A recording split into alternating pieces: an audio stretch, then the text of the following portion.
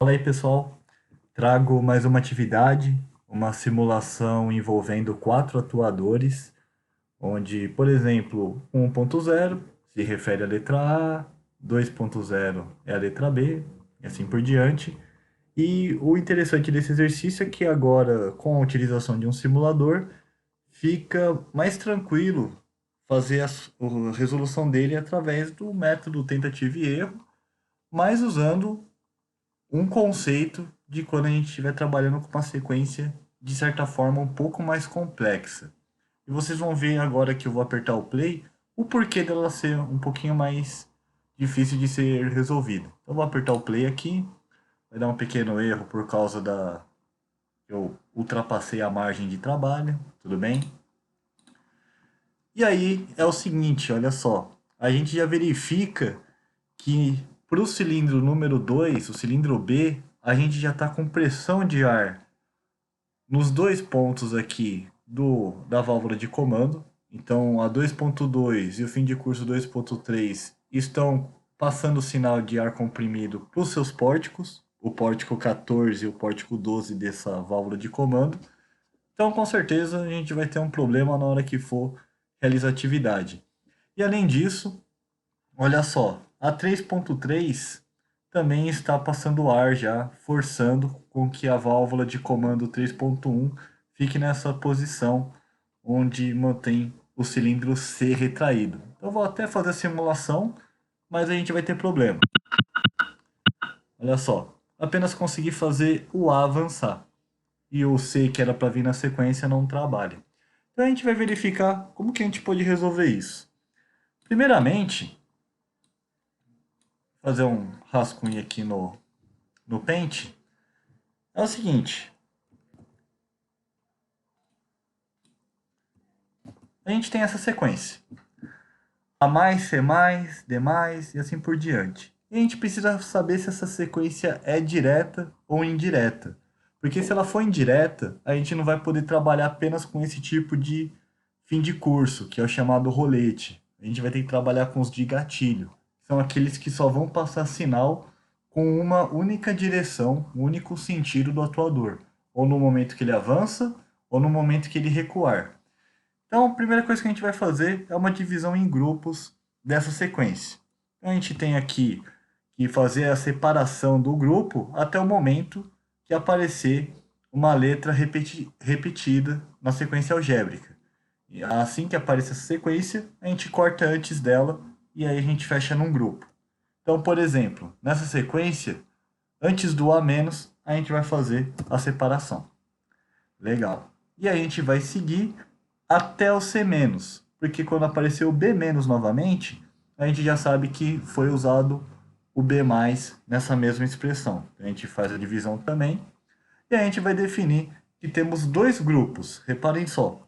Tem o grupo 1, que vai até aqui, o grupo 2 e o B menos, para a gente não usar mais lógica, quando for trabalhar com outro tipo de conceito para eliminar sinal, suprimir sinal em momento indesejável, a gente vai manter ele como sendo do grupo 1 também. Porque o B- não apareceu, tanto como o B+, ou B-, não apareceu no primeiro grupo. Então pode ser feito isso. E agora, é o seguinte, eu tenho a seguinte situação. Eu tenho o grupo 1, ele é composto pela letra A, C, D e B também. E o grupo 2,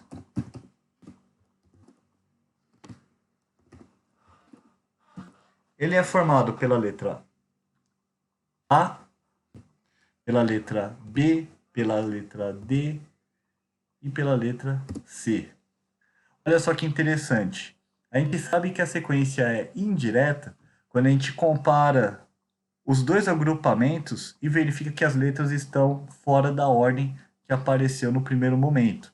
Então a gente até tem o A como sendo a primeira letra no início, mas na segunda letra já há diferença. Ó. Apareceu primeiro o C, no segundo grupo foi a letra B. Então a gente já sabe que é uma sequência indireta. E por causa disso, a gente precisa trabalhar com uma forma diferente, utilizando os gatilhos. Então eu já verifico, por exemplo, onde que eu vou trabalhar com gatilho aqui. Vamos colocar novamente a sequência. Olha só. Eu verifico aqui, ó, que o 2.2 do cilindro B já está pressionando, assim como o 2.3.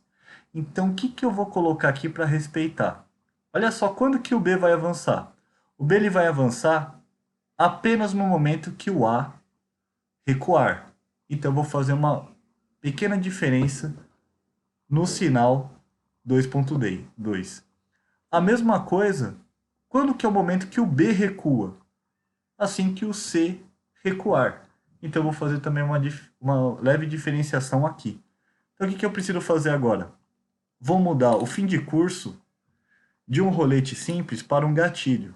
E que tipo de gatilho? Eu vi que só posso fazer o B avançar quando o A recuar. Então, eu vou colocar ó, o símbolo de gatilho com a seta indicando o retorno, indo para a posição da esquerda. Isso me indica que é o retorno do cilindro. Mudei aqui, aí já muda até a setinha. Tá vendo? Aparece uma pequena seta aqui. Só que aí para funcionar corretamente, eu preciso vir aqui nas edições do fim de curso e vou colocar que o 2.2 ele vai atingir na posição de 5 milímetros. A gente precisa fazer isso e no corpo físico mesmo a gente tem uma leve separação da posição do gatilho para que ele realmente funcione corretamente. Então, eu vou colocar 5 milímetros, que já vai fazer o trabalho que é necessário. 5 milímetros aqui, ok? E vou fazer isso no 2.3 também. Vai trabalhar no momento do retorno e eu mudo o momento que ele vai ser acionado. Legal. Agora eu faço mais uma comparação. Vamos verificar o C. Ó. Olha só, o C já está sendo pressionado. Então, também teremos um problema. O C ele só vai recuar em que momento? Assim que o D fizer o seu recuo. Então, aqui eu também vou fazer aquela mudança. 3.3. Vou mudar uma posição de 5 milímetros. E vou mudar o rolete para um gatilho que é pressionado no retorno. Legal. E a gente faz a simulação, verifica se apenas com esse tipo de mudança já vai funcionar o circuito da forma que a gente deseja.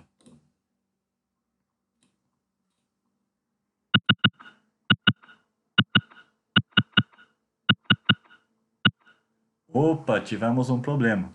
Qual que foi o problema agora? Eu precisava que depois que o B avançou, o D recuasse. Eu verifico aqui ó, que estou tendo passagem de ar tanto na 4.3, que acabou de ser acionada, e na 4.2, que foi acionada no momento que o C avançou. Então, nesse caso, o que eu preciso fazer também? Uma forma de eliminar o sinal que está vindo e não para desse fim de curso 4.2. Então, nesse caso, eu faço uma avaliação. O D, ele avançou assim que o fim de curso bateu no C em avanço também. Então, diferente dos outros exemplos que a gente fez até agora, eu vou mudar esse fim de curso para um gatilho também, só que ele é acionado no avanço. Vem aqui, faço a modificação. E o 4.2 agora eu não coloco em 100 milímetros, que é o final do curso desse cilindro em exemplo. Vou colocar 95, 5 milímetros também de diferença. Faço um novo teste e verifica agora se funcionou a sequência conforme a gente gostaria.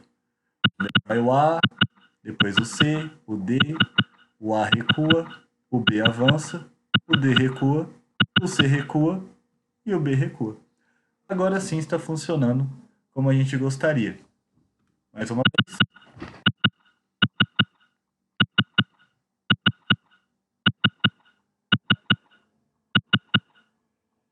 Beleza, prontinho.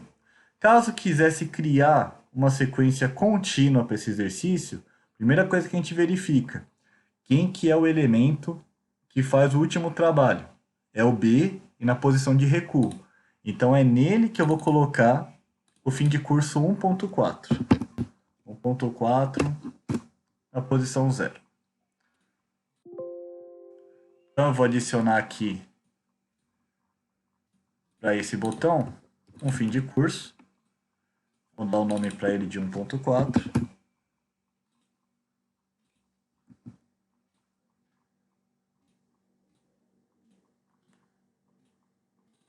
Vou mudar esse botão para onde trava. Então aí eu posso tirar ele aqui e faço mais um teste.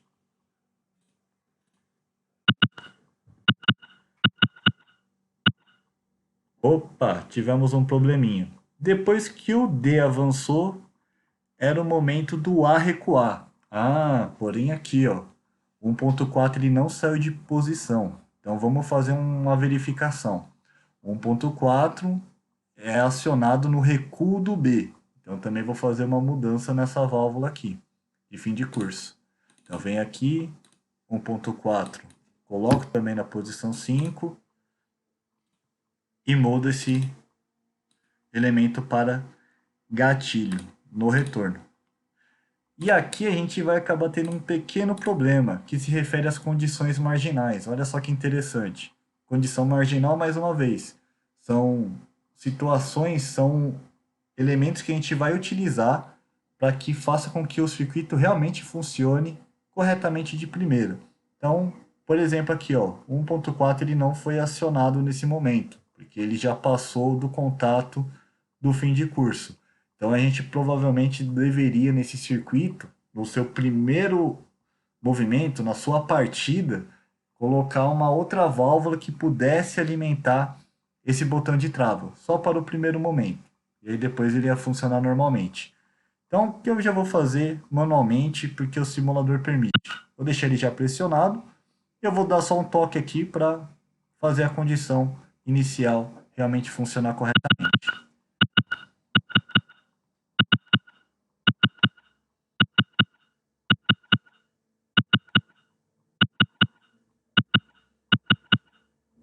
E aí, segue o trabalho conforme planejado.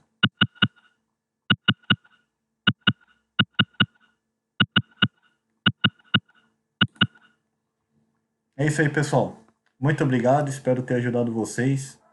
Forte abraço.